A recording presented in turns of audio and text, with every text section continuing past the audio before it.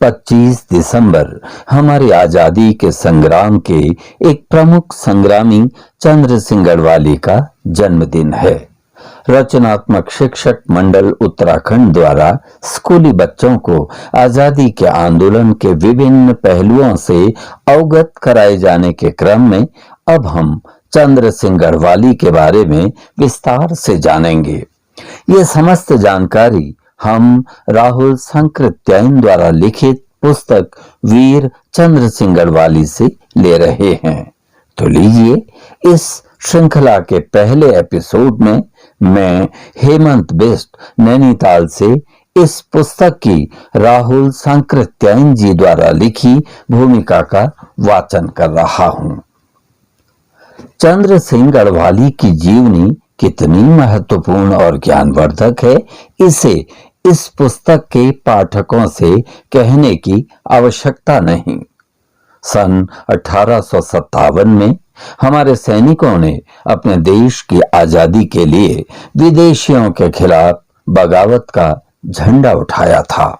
इसके बाद यही पहली घटना थी जबकि भारतीय गढ़वाली सैनिकों ने अपने देश के खिलाफ अपनी बंदूकों का इस्तेमाल करने से इनकार कर दिया।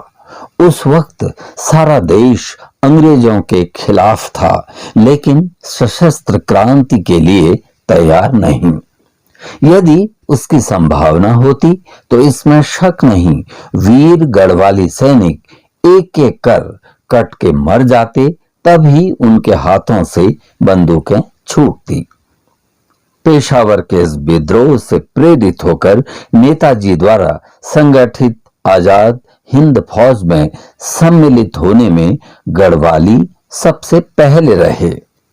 आजादी की जो प्रेरणा उस वक्त मिली, उसने द्वितीय महायुद्ध के समाप्त होते ही भारतीय नौसेना में विद्रोह कराकर अंग्रेजों को दिखला दिया कि अब तुम्हारे द्वारा प्रशिक्षित भारतीय सैनिक तुम्हारे लिए नहीं बल्कि देश की आजादी के लिए अपने हथियार उठाएंगे। देश में हुई जनजागृति और भारतीय सैनिकों के इस रुख ने बतला दिया कि अंग्रेज अब फिर भारत को गुलाम नहीं रख सकते। इस तरह पेशावर का विद्रोह विद्रोहों की एक श्रृंखला पैदा करता है, जिसका भारत को आजाद करने में भारी हाथ है।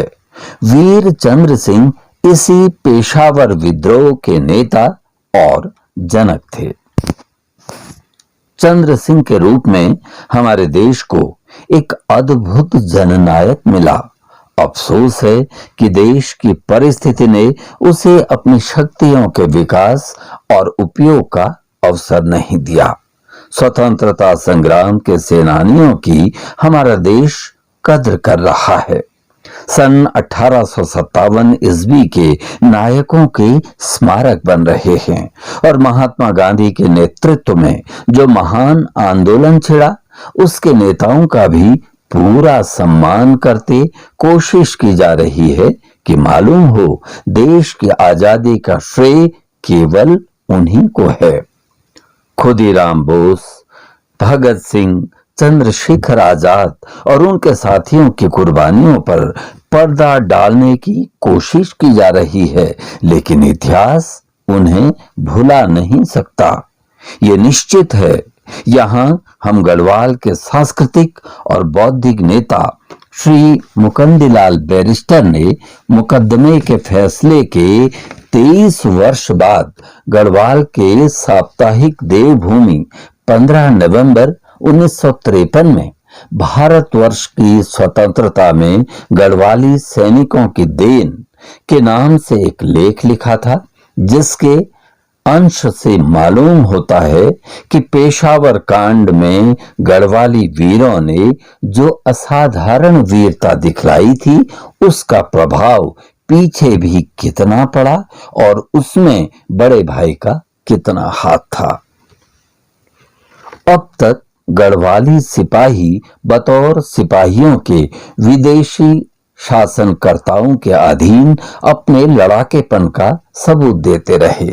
सन 1930 में महात्मा गांधी के असहयोग अहिंसा शास्त्र की भनक उनके कान तक पहुंची।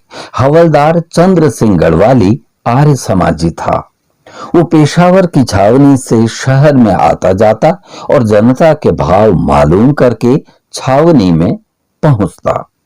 जो कुछ असहयोग आंदोलन के कारण शहर में हो रहा था, उसकी सूचना हवलदार चंद्र सिंह सिपाहियों को बताते रहता था। चंद्र सिंह गढ़वाली के कहने पर सेकंड रॉयल गढ़वाल राइफल्स के 60 सिपाही व छोटे अफसरों ने इस्तीफे लिख दिए थे कि हम पेशावर शहर में असहयोग आंदोलन को दमन करने जाने की बजाय इस्तीफा दाखिल करते हैं। इस्तीफे का कागज अभी कमांडिंग अफसर के पास पेश नहीं हो पाया था। मामला विचाराधीन था। किंतु जब 22 अप्रैल 1930 को सेकेंड बटालियन फॉलन की गई और उनको छावनी से पेशावर शहर में जाने का हुक्म दिया गया, तो सिपाही सशस्त्र खड़े रहे, टस से मस नहीं हुए। गढ़वाली अफसर बगलें झांकते रहे। जब बड़े अंग्रेज अफसरों को स्थिति का पता लगा, तब खलबली मची। ब्रिगेडियर पहुंचे। सेकंड रॉयल गढ़वाल राइफल्स की 2 प्लाटूनों के 60 सिपाहियों को लॉरियों में भरकर शहर के लिए रवाना होने का हुक्म हुआ। हवलदार चंद्र सिंह ने 17 सिपाहियों के इस्तीफे का कागज पेश कर दिया। बाकी सैनिकों के दस्तखत वाला कागज पेश नहीं होने पाया। ब्रिगेडियर समझ गया, गढ़वाली सिपाही अब हमारे लिए नहीं लड़ेंगे। उनको हथियार छोड़ने को कहा गया। उन्होंने पहले इनकार किया। पीछे विवश होकर क्वार्टर गार्ड में रख दिया गया। कुछ सिपाहियों ने तो ब्रिगेडियर की ओर संगीन भी कर दी थी, किंतु गोली नहीं छोड़ी। इसका दूसरा परिणाम यह हुआ कि 60 गढ़वालियों पर म्यूटिनी अर्थात विद्रोह बगावत का अभियोग लगाया गया। सारी सेकेंड बटालियन काकुल एबटाबाद में नजरबंद कर दी गई। कोर्ट मार्शल पहले केवल 19 सिपाहियों व अफसरों का हुआ। इन्हीं की जवाबदेही पर सब गढ़वाली पलटनों का, खासकर सेकेंड बटालियन का भविष्य निर्भर था। मैं लैंसडाउन से उनके पैरवी के लिए एबटाबाद कोर्ट मार्शल के सामने बुलाया गया था। मेरा ध्येय था कि किसी तरह अपने 19 मुवक्किलों की जानें बचाऊं और रॉयल गढ़वाल राइफल्स की अन्य बटालियनों को हानि न पहुंचने दूं। स्थिति को देखकर मैंने वही किया जो एक वकील को अपने मुवक्किल के लिए करना चाहिए। मैंने सारा इल्जाम सरकारी गवाह जय सिंह सूबेदार पर डाला कि उसी ने इनको बहकाया था। इसलिए उन्होंने पेशावर शहर में अशस्त्र लोगों पर गोली चलाए जाने से इनकार किया और इस्तीफा दिया। इस दलील के कारण विद्रोह का अभियोग ढीला पड़ा और कोर्ट मार्शल ने वो सजा नहीं दी जो म्यूटिनी के लिए उपयुक्त होती। 17 में से केवल 9 छोटे ओहदेदारों को सजा दी गई, बाकी सिपाही छोड़ दिए गए और 60 में से बाकी 43 सैनिकों के खिलाफ मुकदमा नहीं चलाया गया। बटालियन का बाल बांका नहीं हुआ। रॉयल गढ़वाल राइफल्स की अन्य बटालियन पर भी इस अभियोग का कुछ असर नहीं पड़ा। यह नितांत गलत है कि गढ़वाल सैनिकों ने माफी मांगी या झूठ कहा। मैं कानूनी चाल चला। मैंने अपने मुवक्किल सिपाहियों से कहा कि आप लोग केवल जुर्म से इनकार कर कहें कि हम कसूरवार नहीं, हमने कोई जुर्म नहीं किया। अपने गढ़वाली पलटनों को कायम रखने की गरज से मैंने उनकी कार्यवाही को सही बताने का प्रयत्न किया। मैंने अपने मुवक्किलों व गढ़वाली पलटनों के लिए वही किया जो एक गढ़वाली वकील को करना चाहिए था। मुझे इस बात का गौरव है कि उन्होंने मुझे लैंसडाउन से पेशी के लिए बुलवाया। यहां पर मैं ये कह देना चाहता हूं कि मेरी दलील, बहस व वकीली चाल का कोई असर न होता, परंतु ब्रिटिश ऑफिसर और कमांडर इन चीफ खुद चाहते थे कि संसार को यह पता न लगे कि भारतीय सेना अंग्रेजों के खिलाफ हो गई है।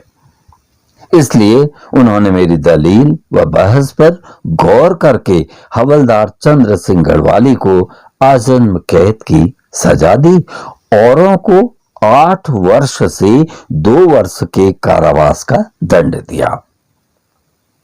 परंतु सब के सब पूरी सजा भुगतने से पहले ही छोड़ दिए गए। श्री चंद्र सिंह गढ़वाली की हम गढ़वाली यथोचित कदर नहीं करते। वो एक बड़ा महान पुरुष है। आजाद हिंद फौज का बीज बोने वाला वही है। पेशावर कांड का नतीजा ये हुआ कि अंग्रेज समझ गए कि भारतीय सेना में ये विचार गढ़वाली सिपाहियों ने ही पहले पहल पैदा किया कि विदेशियों के लिए अपने खिलाफ नहीं लड़ना चाहिए। यह बीज जो हवलदार चंद्र सिंह ने 1930 में पेशावर में बोया था, उसका परिणाम सन 1942 में सिंगापुर में हुआ। 3000 गढ़वाली सिपाही और अच्छे गढ़वाली अफसरों ने देशभक्त सुभाष चंद्र बोस के नेतृत्व में आजाद हिंद फौज में भर्ती होने का निश्चय किया और विदेशी शासकों की सेना के खिलाफ लड़ने और हिंदुस्तान को आजाद करने के इरादे से वे मणिपुर के समीप आ गए थे। ये एक मामूली बात नहीं है कि 20,000 भारतीय सिपाही जो जापानियों के कैदी बने थे, उनमें से 300 गढ़वाली सिपाही थे जिन्होंने हिंदुस्तान को आजाद करने का बीड़ा उठाया था। इस जीवनी के लिखने में प्रायः सारी सामग्री हमें गढ़वाली जी से मिली। 1936 में बरेली जेल में पहुंचने तक अपनी जीवनी को बड़े भाई ने स्वयं लिखकर भदंत आनंद कौशल्यायन को दिया था, जिन्होंने उसे बहुत कुछ सुधार दिया था। पीछे के भी कितने ही वर्षों की जीवनी उन्होंने लिखी थी, लेकिन वो लेखक को मिल नहीं सकी और बड़े भाई को 12 दिन लेखक के पास रहकर सारी बातें बतानी पड़ी। 65 वर्ष के हो जाने पर स्मरण शक्ति का कमजोर हो जाना स्वाभाविक है, लेकिन बड़े भाई की वह उतनी कमजोर नहीं हुई है और अपने भीतर डुबकी लगाने पर वो कितनी ही घटनाओं को जल्दी ढूंढ लाते रहे।